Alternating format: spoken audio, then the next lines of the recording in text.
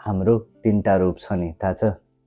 पहिलो रूप जो हामी दुनियाँको अगाडि देखाउँछौँ, म यस्तो छु हैन, म आफ्नो काम गर्ने ठाउँमा, मेरो व्यापारमा, मेरो साथीभाइहरू, बाहिरी आवरण, बाहिरी दुनियाँको लागि देखाइरहेको छु कि म यस्तो छु। दोस्रो, मेरो एकदमै नजिकैको मान्छेहरू हुन सक्छन्, मेरो परिवारको सदस्य, हस्बेन्ड, वाइफ, साथी, जसको अगाडि म एकदम खुलेर प्रस्तुत हुन सक्छु। तेस्रो रूप जो तपाईलाई मात्र थाहा छ। तपाईँ के कुरामा राम्रो हुनुहुन्छ, तपाईँ के कुरामा नराम्रो हुनुहुन्छ, तपाईँ मनभित्र के कुराहरू छन्, केवल र केवल तपाईलाई मात्र थाहा छ। अनि हामी अरूलाई देखाउने रूपहरूमा चाहिँ धेरै मेहनत गर्छौँ। जस्तै दुनियाँलाई त यस्तो देखिनुपर्छ, म त स्ट्रङ हुनुपर्छ, I should have to be strong. मैले मेरो परिवारको लागि त एकदम बलियो छोरा बन्नुपर्छ, एकदम लायकको छोरी बन्नुपर्छ, मेरो घर परिवारको जिम्मेवारी लिनुपर्छ, म दुखी हुनुहुन्न, म खुसी हुनुपर्छ। घर परिवारको लागि, नजिकको मान्छेको लागि म एउटा रूप बनाइदिन्छु।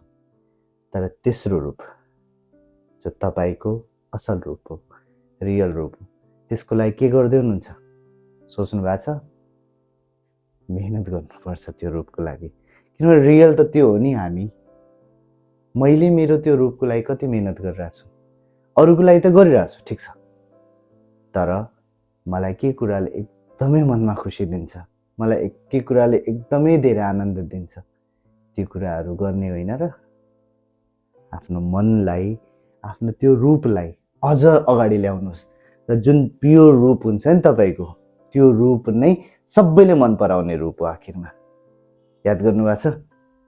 तपाईँ जब त्यो असली रूपमा, त्यो असल रूपमा सबैको अगाडि प्रस्तुत हुनुहुन्छ नि, के भन्छ, ओहो आज त कस्तो राम्रो देखेको, कस्तो खुसी देखेको। किनभने त्यो मोमेन्टमा तपाईँ आफ्नो रियल फर्ममा हुनुहुन्छ, रियल प्यासनमा हुनुहुन्छ, रियल फेसमा हुनुहुन्छ र रियालिटीमा हुनुहुन्छ। So be enjoy for what exactly you are.